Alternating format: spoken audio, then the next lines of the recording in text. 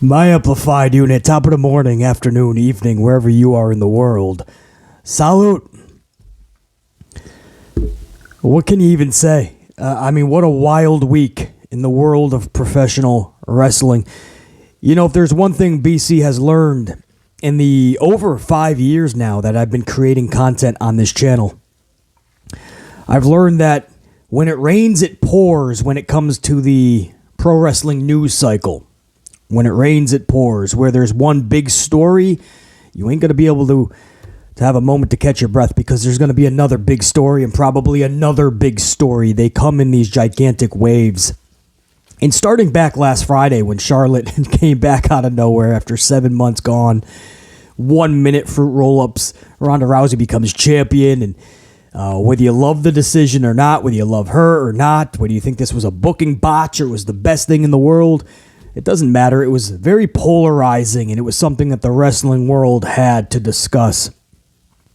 And then you go into the whole Sasha Banks situation where she shows up in New Japan in the face of Kairi Sane. Within 24 hours later, WWE officially removes her from the legal public roster page, making any ties that they've had severed. And that was such a big moment when you saw her taken off that page. There's no going back. There's no more Sasha Banks WWE. Eventually she will be back, but this is her literally saying, I'm done with you. I'm banking on myself. Check you later. Peace. It was such a big moment because as long as she was on that page, we thought there was a way she was going back. 3H's is working with New Japan. And that was just massive when she showed up in Japan, and then WWE had no choice at that point but to remove her from their page.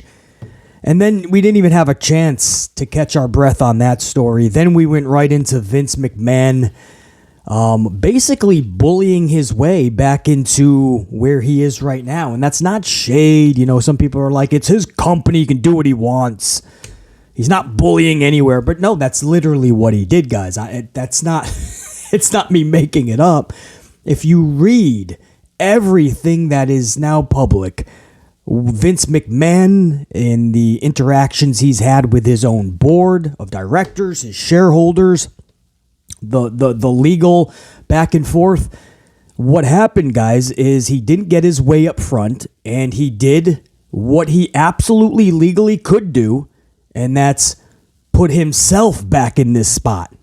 But he did it bullying his way back. He literally personally removed people off of the board. He brought his own people back in, like George Barrios, Michelle Wilson. That was his right-hand man, right-hand woman back in the day. He's literally, he's back with a vengeance. And literally within hours of hearing that that's what he wanted to do, the very next morning, 9 a.m. Eastern time, this guy was already back in that spot. Executive chairman already. Just one massive story after another massive story after another massive story. And BC was here throughout it all.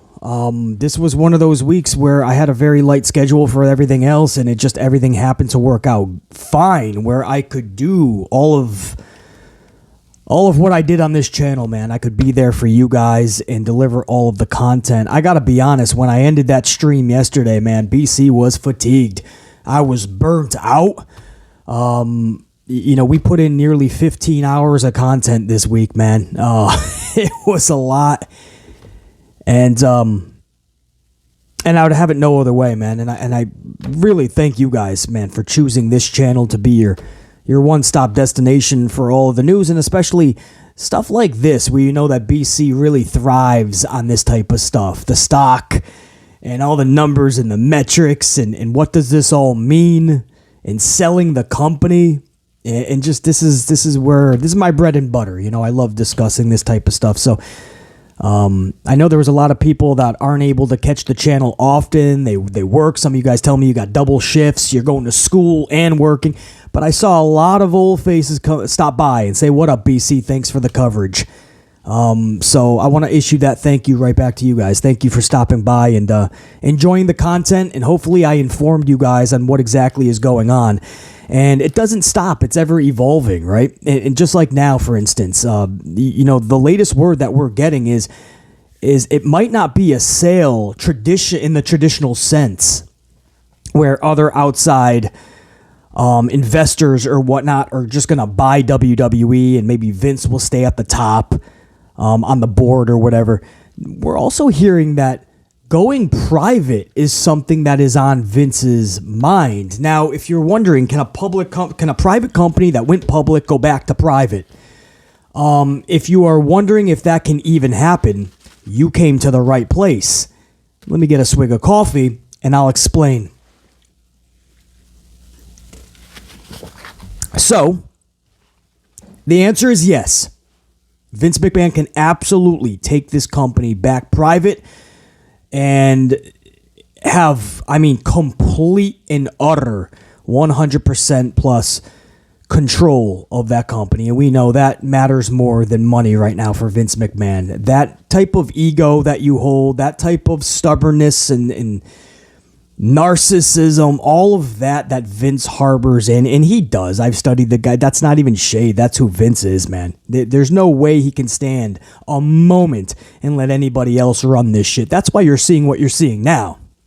If you read all of what Vince fucking put out there to the board when he wanted to come back, he's literally telling the board that we cannot get these deals done and get the best financial the best financial intake imaginable unless I am the one facilitating all of these deals. I have to be in the room. I have to be president. Mr. McMahon, is the only person on this earth that can get the best deal imaginable going forward for WWE. And if you don't have me, this ship is gonna sink.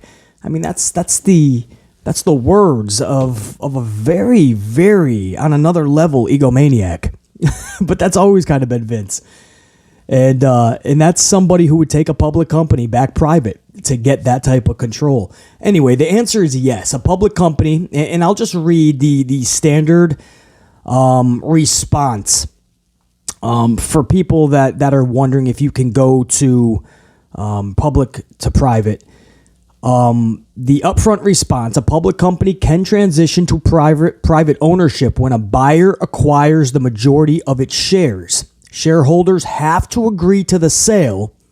Those that do typically sell their shares at a premium over the current market price as compensation for giving up ownership in the company. Let me just read between the lines. I'll break that down, right? I'll simplify that. Basically, so as of this morning, for instance, I think they're rocking at 83, 84 on the shares, correct? I think they're 84. They jumped up over 17% when the announcement was made that Vince was coming back because people got excited that there might be a sale and they're going to get uber rich. So it fucking jacked up over 70%. So I think they were selling at around 83, 84 this morning. As of this morning, that's going to fluctuate. But so now what you do, if Vince wanted to take this back private, you're now going to have to sell that way over premium. You're going to have to sell that.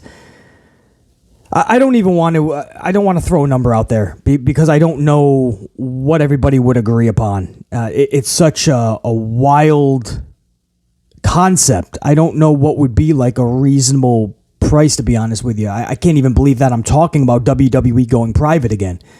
But that's the discussion out there in the pro wrestling world, so we do have to discuss it. But you would pay your shareholders basically well over. The word that we use is premium. It's going to be well over, because the reason that the shareholders would agree to doing such, to sell and to take the premium intake, is because they see no more value in the company being public. So I hope that makes sense. So in other words, if you're a shareholder, right, you have any type of stock in this thing, right? You have any skin in the game. You have input. You have money in WWE.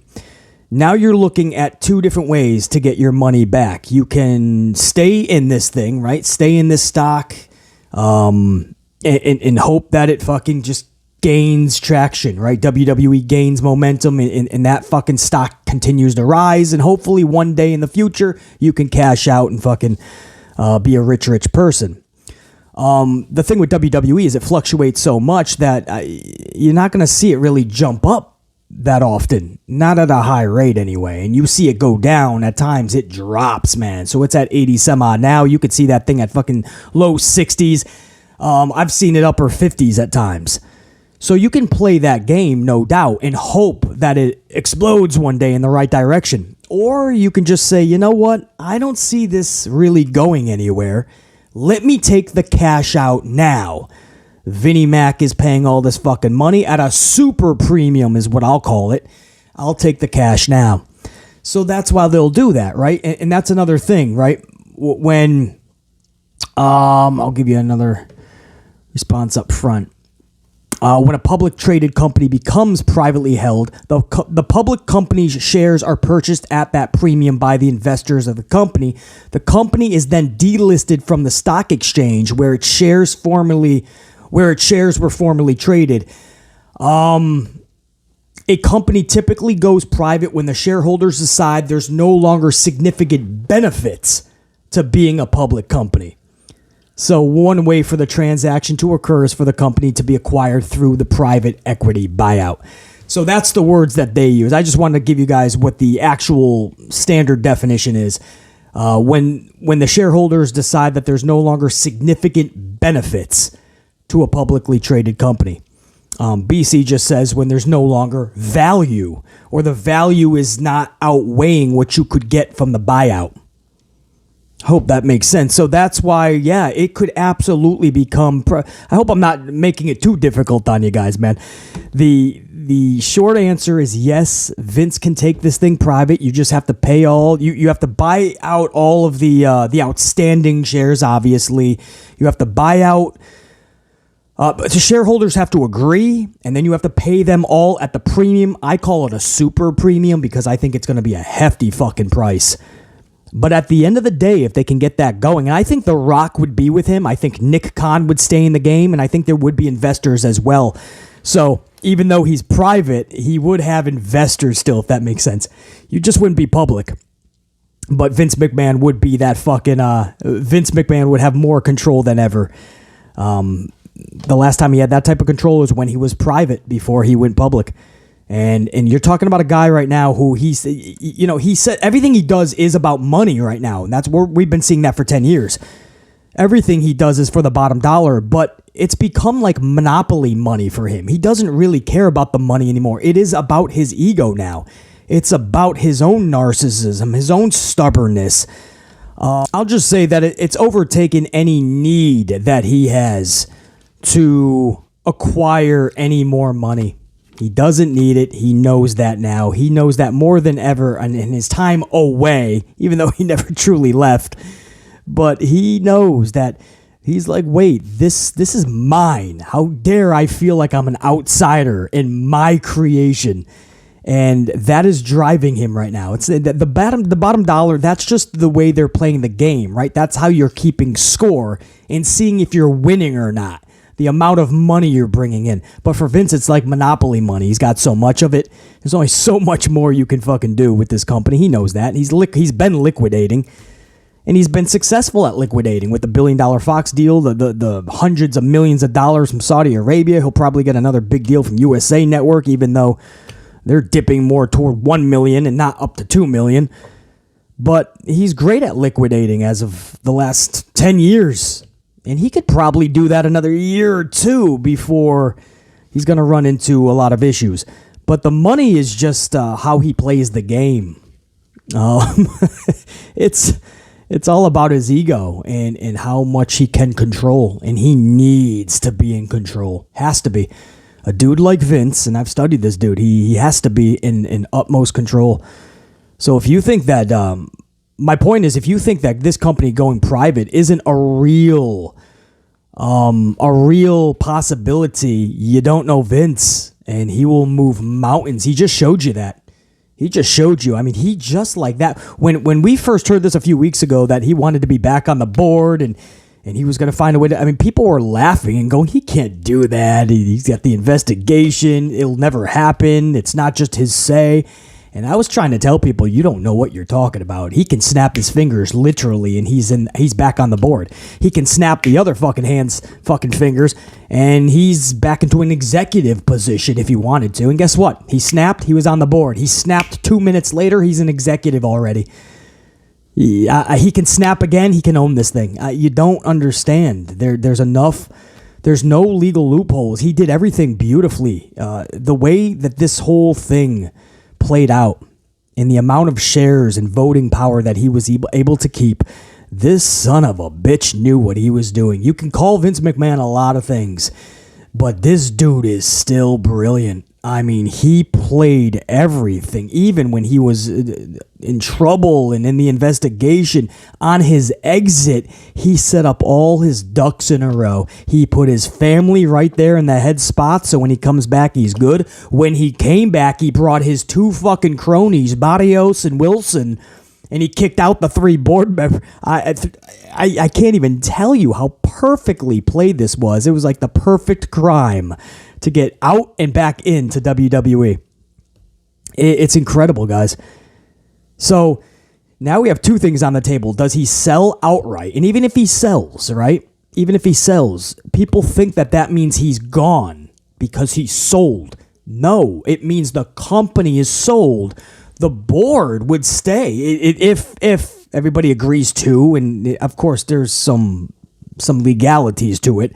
But Vince McMahon would stay at the top, actually, when it comes to the board and so many other facets. So he would sell it. He would make all that cash, but he would still be, in some odd way, he would still be like a top guy. So you would sell, and then you would still have Vince McMahon to deal with. It's so trippy. So there's that route. You could sell traditionally like that, or non-traditionally, however you look at it, or you could literally buy it out yourself, turn it back to private, and then Vince has what he's always wanted back. Full control. It would cost him a dime, but again, you're dealing with a guy who power right now is trumping money. The money is just the way that they keep score and play the game. And the more he can make, the more he knows that he's winning. But if he can get full power, that's his ultimate check mark at 77 years old. And guys, I gotta be honest with you. If WWE goes private, WWE could, even with Vince, WWE could be a lot of fun again. If they go private and they don't have to worry about all the bullshit, I don't know, man. I don't know if Vince still has it in him to produce that fucking fun. It doesn't even have to be edgy, just fun television where you go outside the box and you just get fucking crazy with the content and just let people become themselves. You don't have to worry about the scripted promos. You could go out and try new shit, get a little wild, see what works, see what doesn't. When they went public, man, damn, did everything become redundant and formulaic. I'm choosing for private because even if they sell, who the fuck knows if anybody knows what they're going to do with this product. It could be even more formulaic if that's even possible. And then you still have Vince at the helm, by the way, probably giving them every fucking idea anyway. If you go private, maybe it's the best shot to have a better WWE. But that's the latest on that. And then on the emergency employee and talent meeting that was held yesterday, Stephanie McMahon assured talent and employees that it is not this is a quote that we are hearing, it is not a scary time. Everybody relax. And if you're wondering why she had to say that, well, if you saw my stream yesterday, my people down in Florida, they told BC, and I quote, this is the text that I got, it's in quote, the talent was in shock. Those are the words that I got. In shock. They shouldn't probably be. They should be listening to BC more often. I would have told them this was inevitable. But they were in shock. So this backs up exactly what BC was hearing. Stephanie actually had to say in the meeting, everybody relax. It is not a scary time. She said, yes. She goes, the founder of the company is returning. It's an exciting time. I mean, she's like a fucking Girl Scout trying to sell the cookies at the front door. and you just want to fucking get back to the game. You want to slam the door on her. Like, stop feeding me this bullshit. Nobody wants your damn cookies. Unless they're the Thin Mints. I fucking love those cookies. But the point is, she's trying to sell them like this is exciting. Our founder is back, and he's going to lead us into the future. That's literally what she said, guys, or something like that. And she said, don't worry. Everybody in their position right now is going to remain. Nothing else will change. Nick Khan's going to stay what he's doing. Paul is going to do what he's doing. I'll be there doing my thing. It's not going to affect anything. It's an exciting time. Don't be scared. BC's like, nobody's going to buy this shit. How many times can you lie to your people? How many times can you bullshit them before they finally go, dude, I'm done with it. I don't even know what to think anymore. I mean, they're basically mind-fucking their town. The McMahons are a fucking lost breed.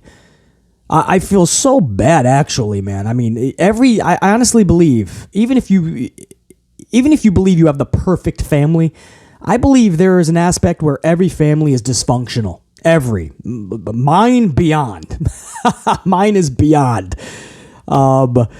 But every family is dysfunctional, and the McMahons are a different type of dysfunctional. I've never seen anything like this. It's a different type of dysfunctional, and it's almost like they thrive in dysfunctional chaos. The problem is you run a fucking company like this where you have so many people looking to you for leadership, and you're just like pissing and shitting on them nonstop. To the point, and they don't even know what to think anymore. I don't even. Tony Khan made a joke yesterday. I think it was on his social, maybe, and on one of his socials. I don't even fucking know which, but he's like, it's funny. Everybody's being very nice to me at work today. I wonder why, he says. So Tony Khan's like, yeah, nobody wants to go back there now. The grass was looking greener on the other side for a moment. And now that Vince is back, Miro's probably going to be like, I love being home, boss. Fucking Brian Cage, Lance Archer, everybody's like, Lance Archer, they're all like, boss, call me whenever you want, man. I have no issue staying home. Too funny. So this employee meeting was a bunch of, it's a bunch of horse shit, right? And we knew that. We knew it was going to be, you know, it was the way it was described by multiple sources, guys. The way it was described was another rah-rah speech meeting. It was all a fucking rah-rah cheerleading speech. You know what I mean? Let's round up the tree. Let's get excited that the founder is back. Meanwhile, everyone else is like a deer in headlights. Like, oh, fuck. He's back.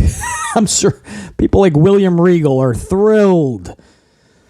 If you guys think that Vince McMahon isn't going to be calling the shots from top to bottom in the company, I got a news flash for you. He's already been.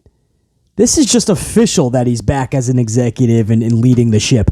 Guys, he's already been. Look at everything that has been happening on your television sets. I understand you're seeing a little bit of Triple H isms, right? You're seeing some things in interviews, like the Hurt Business was without Bobby Lashley, was in the background, right? Or the Dewdrop and Nikki Ash thing with the car in the back during an interview. You know, you're seeing these little nuggets of like hidden gems. You're seeing wrestlers come back that were once fired, that were once Triple H's people, and they were gone. Now they're back. You know, you're seeing longer matches, right? But at the end of the day, it's the same formula, and it's all of Vince's people being pushed. Everybody, guys. Braun Strowman comes back. He's with Ricochet. That's Vince McMahon 101. You know that. Braun and Ricochet, really? You think that's fucking 3 H's? Lacey Evans is being repackaged and pushed again. She was in another big vignette last night. Lacey Evans, zero connection with anybody, okay? And she's being pushed. Lacey Evans? That's a Vince McMahon project. You guys know that. Charlie Flair just comes back 1 minute, defeats Ronda Rousey, becomes champion. She's fucking all over now, fucking SmackDown ads. I mean, she's a Triple H person as well, but that's Vinnie Mac. Austin Theory being pushed, and everybody was okay with it because they said he was repackaged. He didn't. He put the cell phone down and he put on green booty shorts. That's all that happened, bro. Vince McMahon said push him, and Triple H did it. And in the process, we ruined the Money in the Bank concept. It's embarrassing now how that all unfolded with that open challenge, failed cash-in. And Austin Theory looked like a fucking goofball. All for a repackage that means he just put the cell phone down, he put on green booty shorts, and once in a while he's a little bit more temper tantrumed. No, guys, that's Vince McMahon's product. He wanted Theory pushed, he's being pushed.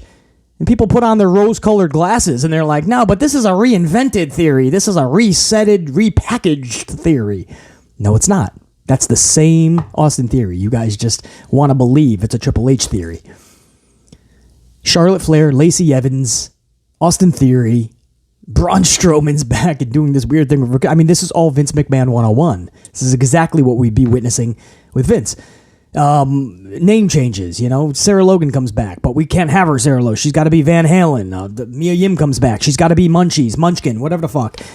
We have to, no, and I'm always going to call them that. There's nothing that can change that now, guys. Their names are so fucking weird.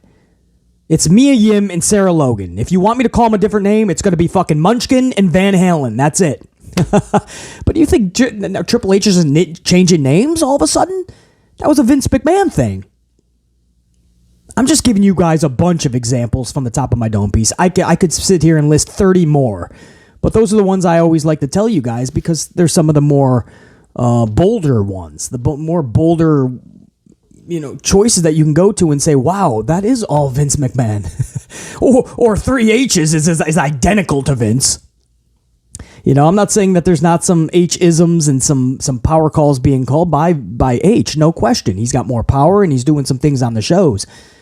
But when Vince McMahon says jump, everybody says how high. It's a Vince McMahon show and it's Ben, guys. So this isn't good.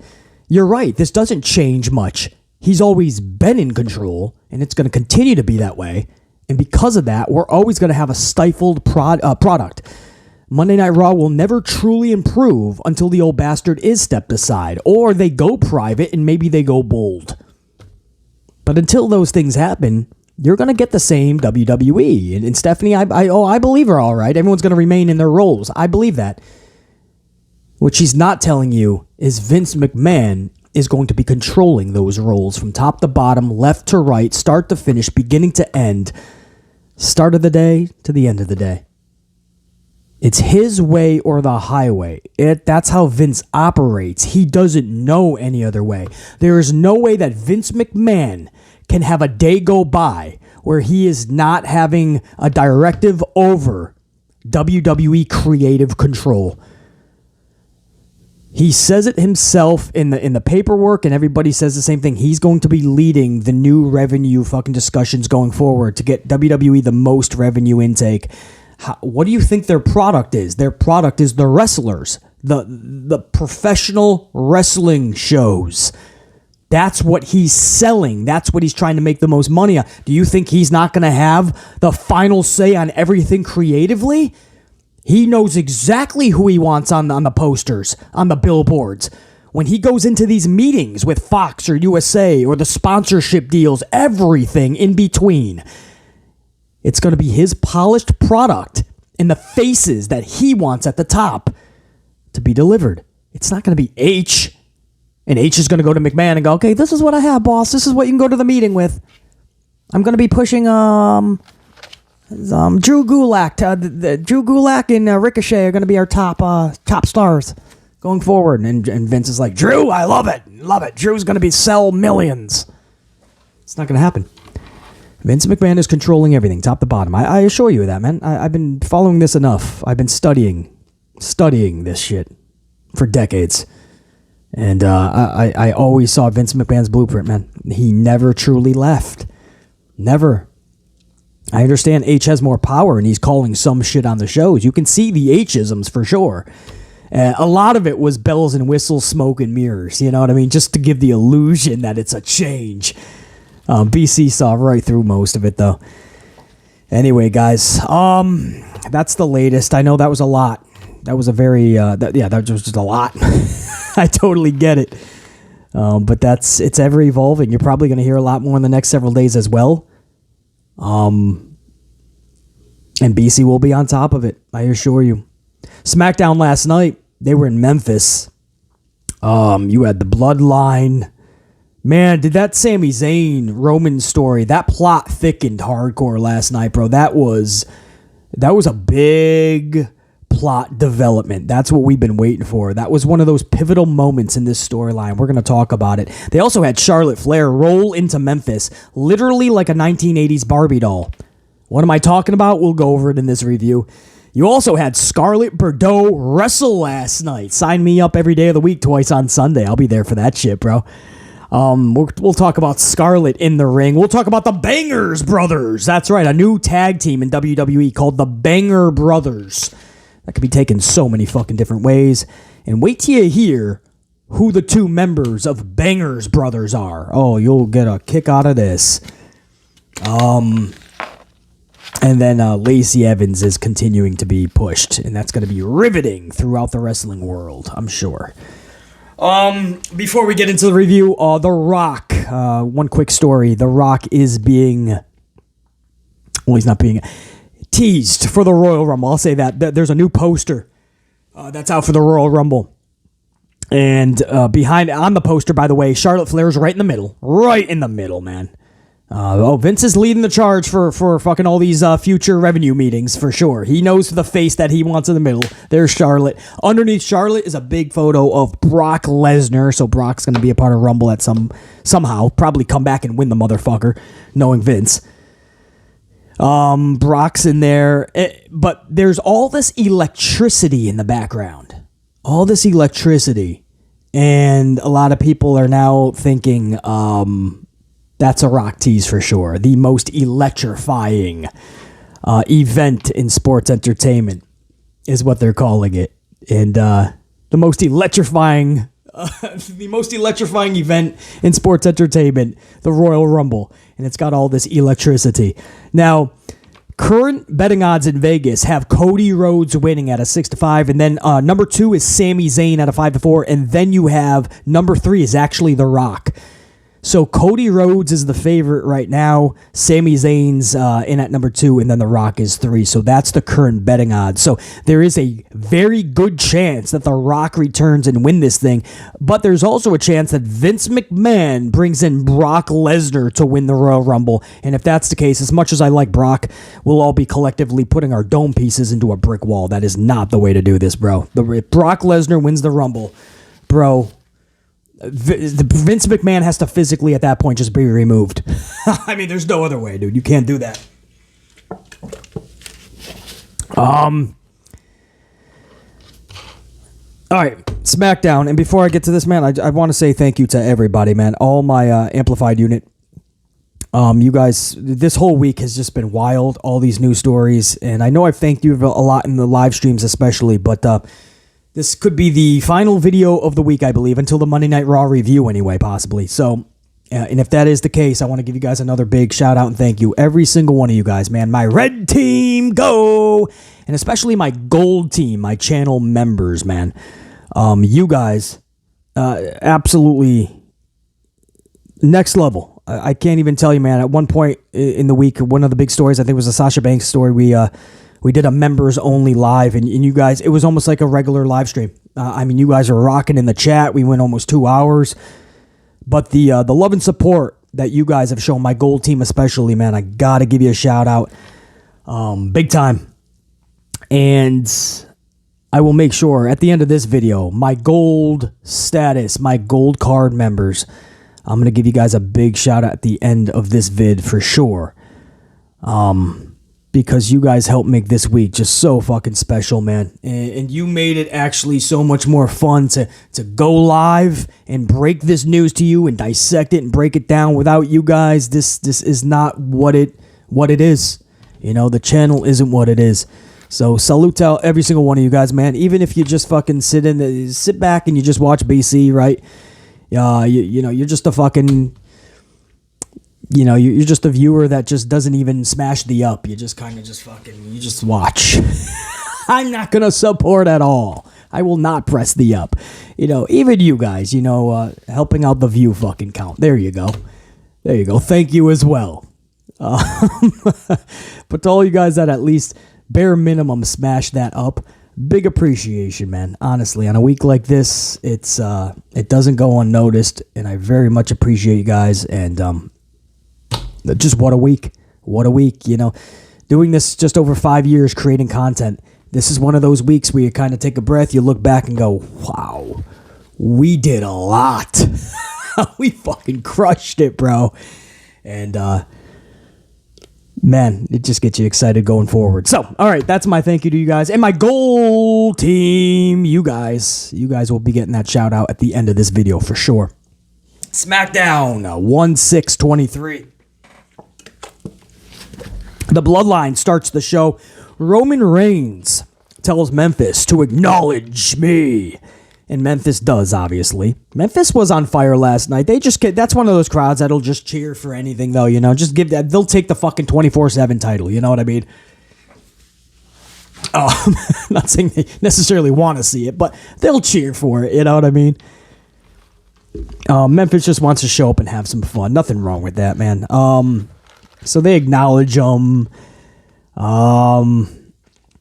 And then Roman proceeds to call out Sami Zayn. He says, and I quote, "Why did you call your shot? Do you think you're Babe Ruth? That's something I do. I call my shot. Do you think you're me? Are you trying to be me?" And he's screaming at Sami Zayn. Zayn's in the corner like petrified. This dude is going off on poor Sami Zayn for calling his shot and saying he was going to beat John Cena and whatnot. And Roman was not fucking happy. Roman's like, everyone's saying we lost. I didn't. He was like snap. He was like going fucking a little out there, Roman was starting to like lose it a little bit. He's laughing to himself. He's like, I didn't lose. I know I didn't lose. He goes, he lost. He's that type of friend that will throw you under the bus the chance he needs to save himself. The old saying, with friends like that, who needs enemies? I mean, Roman Reigns threw Sami under the bus so quick and then started unleashing on this dude. Now, Kevin Owens actually saves him. He looked like he was going to get a beatdown for a second. Kevin Owens hits the top of the ramp and says, and I quote, "What you have, Roman, is misdirected anger. You're not mad at Sami. You're mad at me. You said it yourself. You have a KO problem. Well, what better way to take care of that KO problem than at the Royal Rumble?" Roman says, yeah, sure, whatever. I just want you to go away. So KO says, well, if I'll do you that solid. I'll go away right now.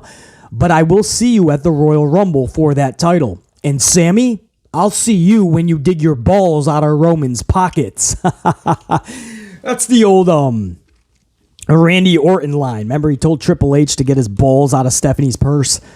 So I thought that was pretty good by KO. Pretty good segment here, man. You really started to see the seam start to fucking the wall was starting to crack at the seams, right? And that bloodline wall that seemed so pristine, you're starting to see it crack now, man. And you're starting to see those cracks vividly. And man, when Roman was in Sami's face and you started to now see exactly where we thought this was going, man. Where Roman knows that Sami is hanging on his every word, every move. He's got Sami right where he wants him. And it's art imitating real life and vice versa, where when somebody has that much power over somebody, they're going to beat on them when they're angry. They're going to look at them as a scapegoat because they can't control a situation they're angry about. I know that's a little bit of psychology for you, but Roman is now going to take everything out on Sami, and Sami, this situation won't get better for him. Kevin Owens, it's so well done, guys. Kevin Owens comes out at that specific time. It's almost like he knew Sami needed a lifeline. Even though Zayn has not been the best to Owens as of late, Owens sees what's happening. Owens knows how this ends, and Owens is trying to help this motherfucker. And it's going to be so well done when they finally turn on him, and Owens was correct all along. It's so well done, man. And there was another backstage segment where Zayn, he was kicked out of the Bloodline locker room. And the Usos walk in, Paul lets them in, but Paul will not let Zayn in. And Zayn's like, let me just talk to him, please. And Paul's like, now is not the time. And he's like, but hey, look at the bright side. I still love you. And Paul goes in, and Sami Zayn is ostracized from the locker room. Later in hour number 2, Roman summons Sami Zayn to the locker room. Paul calls for Zayn.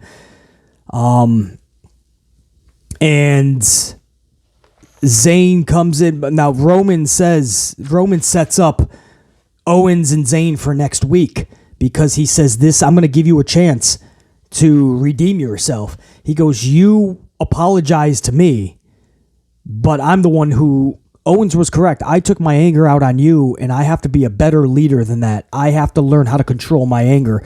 So you're apologizing to me, Sammy? No, I apologize to you, and I'm going to give you a chance to redeem yourself next week when you take on Kevin Owens, and redeem the name of the bloodline. And Zayn is like, yeah, okay, let's do it. I am going to personally take care of this for you, he says.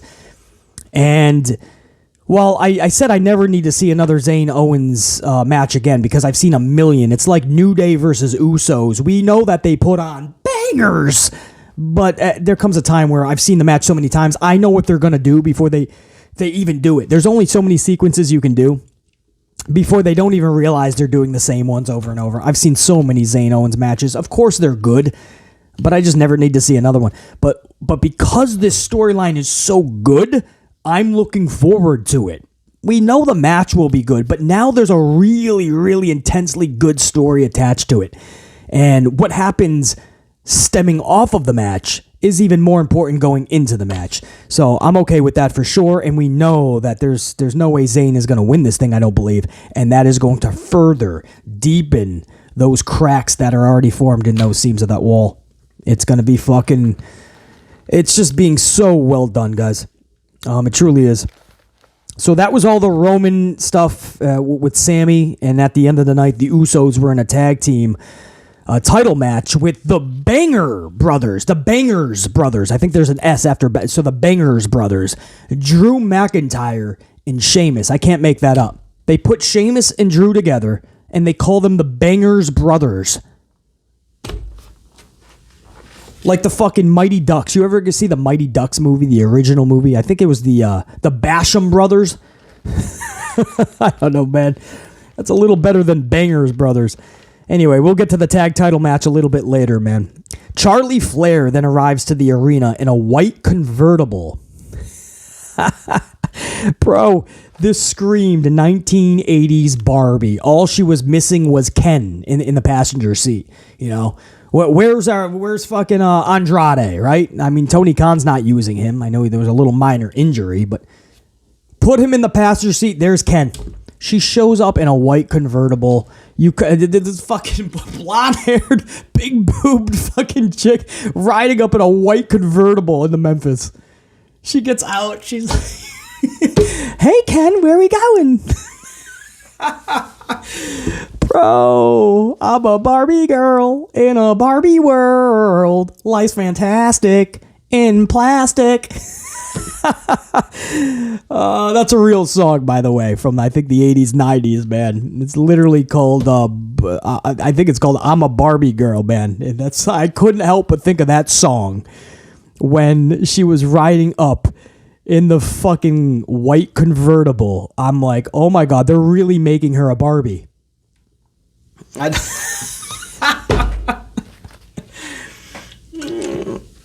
I can't, bro. Come on, I can't make it up. You can't make this up. Who would think of that, man? Where you're writing out the show and you're like, well, what if Charlotte rides up in a white convertible, right? That's what a queen would ride, right? Xavier Woods versus Santos Escobar. Numbers game catches up to Kofi. Or no.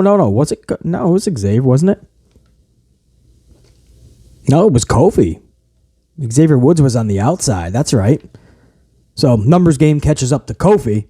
I don't know. The NXT tag title holders, I don't know what they're doing back on SmackDown. This company doesn't know what they're fucking doing. Kofi, the numbers game catches up to. Escobar hits the Phantom Driver for the W. Let's just leave it at that. I don't know. The whole thing was fucking... the only thing fucking good about this one was fucking Zelina Vega, man. Her legs last night. Did she get tattoos on her fucking... on her legs, bro? Like around the calves? I don't know. She was looking massively sexy last night, man. More than usual. Let's just say Malachi did very well for himself, man. Backstage, I already went over the Zayn shit all backstage. We go into a mixed tag match. Karion Kross and Scarlett Bordeaux. You want to talk sexy? Scarlett, forget about it. Damn. They're taking on Madcap and Emma. I love this concept, guys. Scarlett wrestling, I love it. I like mixed tag. You know, if it's well done and if it makes sense, and I'm intrigued with the people involved, I'm okay with it. You know, Emma and Madcap have a little thing, and they have a beef with Scarlett and Karion. Okay, that makes sense. You know, let's have a mixed tag. Do I care about these people? Well, Karion for sure, Scarlett for sure. I love this, and I want to see Scarlett. I want to see her in the ring. Let's go. Let's see Scarlett fucking wrestle, man. Let's you know, I love the fact that they're not just a beautiful girl on the outside. Let's see if they can rock. And Emma, I've always enjoyed Emma. Madcap, I actually like. I actually like Mad. I think we're going to see the best of Madcap in the years to come. But as much as I like Madcap, there's no way on earth that Kross can lose this match. Sure enough, Kross defeats Moss with the Kross jacket. Again, I like Moss. I understand he could use some victories here, but you are not having Kross lose this match. Scarlett looked decent in there for what she did. I'm just more intrigued on the character of Scarlett, so I don't need her to put on a 5-star performance. You know, tell the story, and Scarlett just works so well with Karion and helping out any storyline, and they're progressing this thing with Rey Mysterio. They literally put the mask on, I believe, Madcap after the match, the mask of Rey Mysterio. They put it on Madcap as just a fuck you to Rey. And then Karion sent a message to Rey afterwards. Scarlett right there in the background. I just thought that it was very well done. I like Karion and Scarlett, man. I always have. And again, Scarlett is just next level, man. Such a beautiful girl. You put her in the ring, BC's captivated. Drew and Sheamus end hour number 1 at Jerry Lawler's bar. It's a funny segment because they're in Memphis. Jerry Lawler has that nice bar. And as they're talking about how they formed this team, the Bangers Brothers, as they're talking about it as friends in a bar, they just keep like fucking chopping each other, basically. Like, yeah, old pal. Yeah, you know, when we started this team, it's because we knew we were the most physical bangers. Right, bro? And they'd be like, yeah, you know it, bro. And when we did that, everybody took notice because we're going to continue. And they would just keep fucking smashing each other on the fucking... They were basically, by the end of this segment, chopping each other. It's something that Drew and Sheamus would do. So I actually enjoyed that segment, man. This is what I always say, like, go to a bar, do some segments there, do a storyline, you know, go to anywhere, man. Just take it out of the ring. I wish they did even more at Jerry Lawler's bar. Get more creative. Do a whole storyline there, man. Have a bar fight over there. Do something cool. But, I mean, that was at least a fun segment. Of just chopping the shit out of each other, man, Sheamus and Drew. But I don't know about the name Bangers Brothers. That's just fucking stupid. And I don't know if I need to see them in a team. It's lazy booking. They don't know what to do with Drew McIntyre. And I think Sheamus had a lot of momentum for a moment. And then they just stuck them together, and they're hoping they get over as a team. I think they will. You know, you're taking two dudes that should have their own momentum. You're putting them together. And the hope is that when they go their separate ways, any momentum they have together will go with them. That hardly works, though, but we hope we're wrong here. Charlie Flair starts hour number 2. One of her better promos, actually. Less robotic, way more realistic in her passion. You know, speaking right into the hard cam and saying, well, she's doing her whole spiel. Whether you love to hate me or hate to love me. I've always remained consistent and passionate and not complacent. And I'm like, well, the fact that you have to go on the air and say whether you love to hate me or hate to love me, I mean, that should tell you fucking something. Memphis, just like Tampa Bay last week, they were fucking cheering for anything. You know, I'd wait till she goes to the big cities, guys. It's going to be a little bit rougher. But WWE played this out beautifully. They looked at the calendar, they saw where they were headed, and they're like, let's pull the trig last week in Tampa. They said, then we'll take her over to Memphis. I don't even know if they put her in a New York City crowd or a Chicago or a Philadelphia or even a Miami. I don't even know if they put her in those crowds, guys. But Sonya Deville hits the ring, and we get an impromptu title match. Figure 8, Charlie defeats Deville. Nothing really here, just a parade. Charlotte out there as a fighting champion who will take on all challengers by a snap of a finger. And Deville had to take the the L here. DeVille came out with some passion, though. Her promo was like she's not fucking around with Charlotte. And in the ring, she was pretty physical with Charlotte, actually. And Charlotte kept her composure. Usually when people are physical with Charlotte like that and they rough her up, Charlotte comes back tenfold and the match goes off track.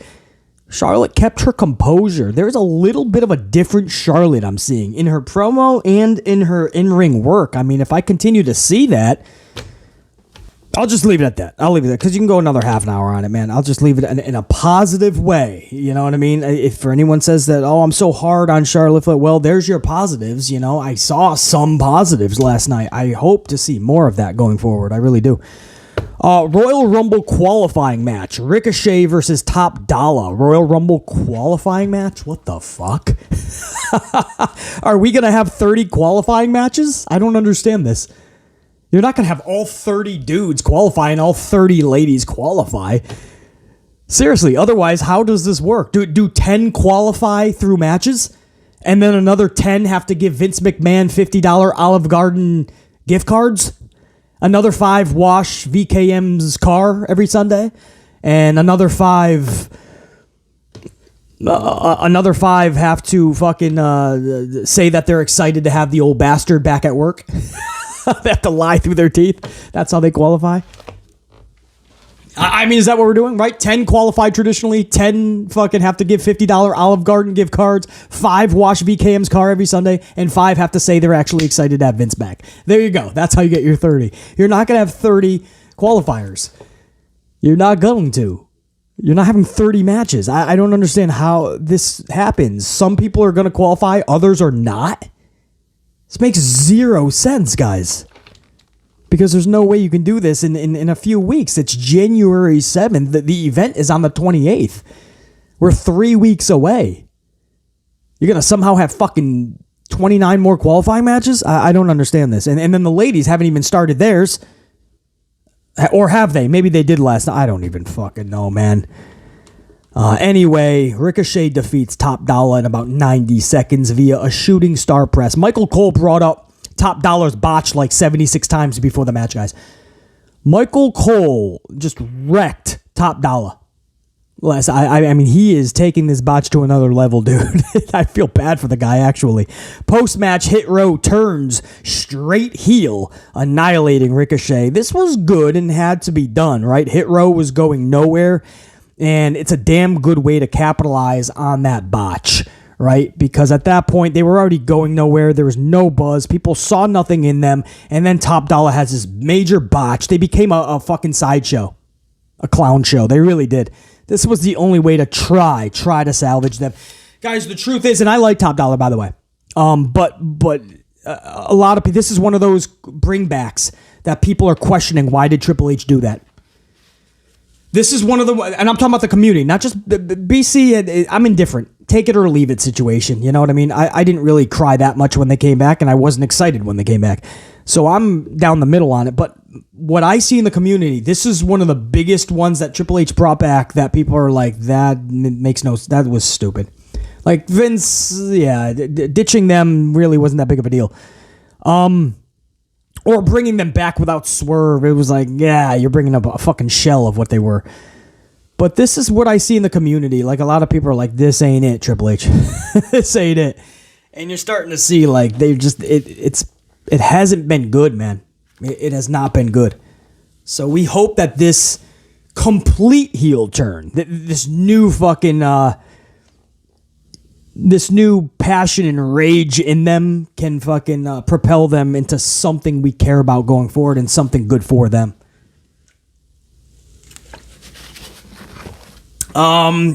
Lacey Evans, another Lacey Evans vignette follows. Charlotte and Lacey Evans being pushed at the top of the women's division. Yep, sounds like Vinnie Mac. There's Lacey Evans, man, and her vignettes. How many times do we have to do this? A ton of vignettes. Lacey shows up, couple weeks, falls flat. She has to leave again, make more vignettes, come back as a different character, falls flat, leaves for a while, comes back with after many more vignettes, different character. I don't know what they're trying to do, but this is Vinnie Mac, man.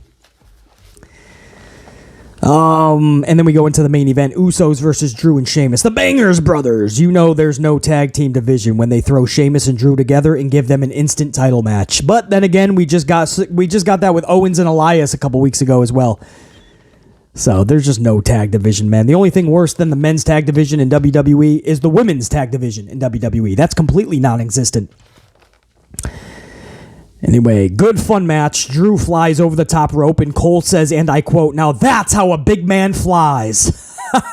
Bro, what did Top Dollar do personally to Cole, man? Cole is not happy with Top Dollar. Now that's how a big man flies. I mean, he will not let that botch go, bro.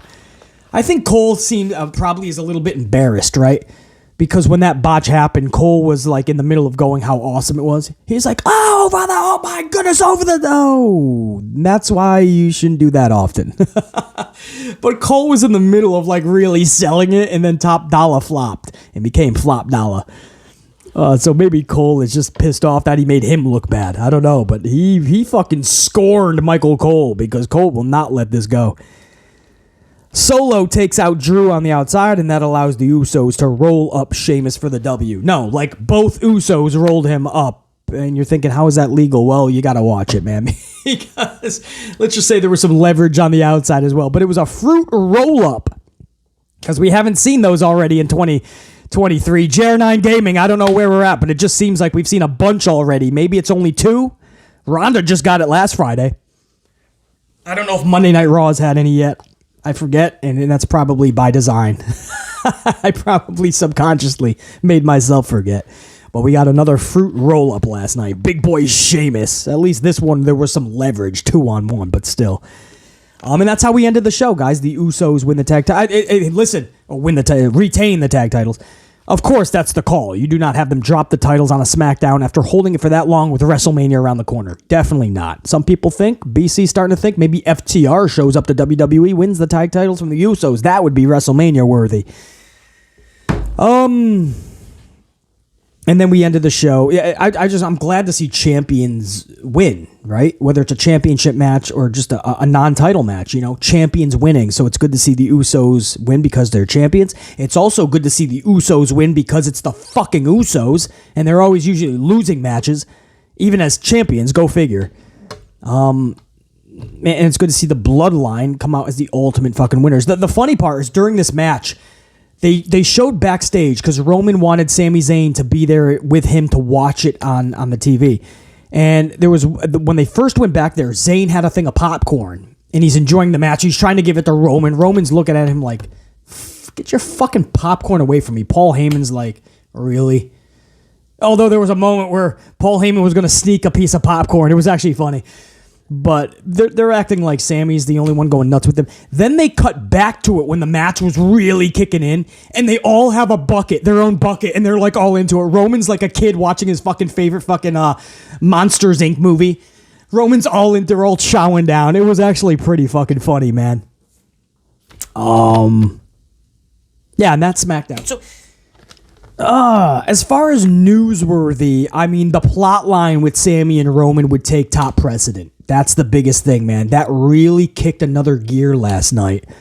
Aside from that, the other big story was Bray Wyatt LA Knight, and that was non-existent last night. There was no Bray Wyatt, no Uncle Uncle Harper, or Uncle Howdy, or however many uncles we're going to see. There was none of that.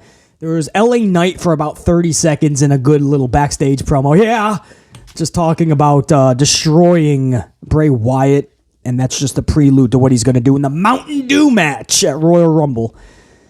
But that was it. There was no real definition or layers added to that story. Maybe they just wanted to take a moment off. This is the time to do it. Maybe Memphis. Everybody's worried that Bray already got cut by Vince. That's not what you guys have to worry about. Vince never had a problem with Bray. They butted heads. Everybody describes it like a father-son relationship, and they just couldn't come to terms. He got released. Vince always knew that he was going to bring him. In fact, you see Bray Wyatt because of Vince McMahon, guys. Bray Wyatt's in WWE. It wasn't Triple H just bringing him back. Vince McMahon absolutely knew he was bringing him back. This happens sometimes, but I don't think that you guys have to worry about that. Now, the booking of Bray has always been good. The pay-per-view matches that Bray should have won not only does he lose, but Vince McMahon books him to look so fucking bad. Goldberg, Seth Rollins, Randy Orton, you can go down the line. That has to change under Vince, no question. But if we can get that better, we could be okay. It's not starting off good. He's in a Mountain Dew match. But if anybody can save this, it's Bray. But we didn't see any layers to that last night, just an LA Knight backstage promo.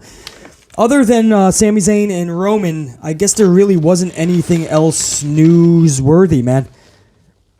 No. I mean, the only thing I'll maybe remember is Scarlett Bordeaux in action. Not a lot last night. Maybe Charlie Flair in a fucking white convertible. I'm a Barbie girl in a Barbie world. Life's fantastic. Wrapped in plastic. Guys, thank you so much for an incredible week. I won't forget this week of content for sure. It was wild. It was every time I turned around, there was a big story breaking, and I was going live or cutting a video for you guys. And the interaction with you guys, top notch. I mean, all of the love on the ups, all the fucking comments, all of the live chat, the super chats, the super thankses, man. There was a bunch of super thankses in the last several videos I haven't even got to yet, guys. I'll compile that list as well.